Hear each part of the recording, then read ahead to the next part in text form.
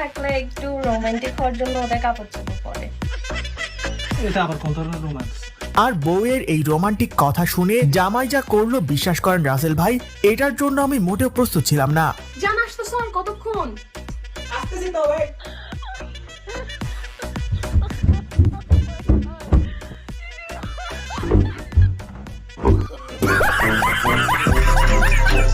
এবার ঠিক আছে গাইজ, আপাই আর ভুলেও জামাইয়ের কোনো কিছু পড়বে না।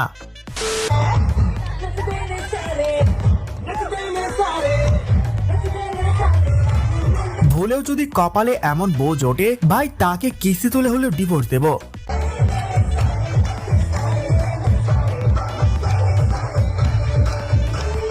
তবে হ্যাঁ, কাপড় ব্লগারদের জন্য এমন বউ তো টাকার মেশিন। ঠিক বলেছো। मेहनत करके तेरा बाप ने पूरा ड्रीम बना दिया, सबको यासीन ने तेरे एन बना दिया, मेहनत करके तेरे भाई ने पूरा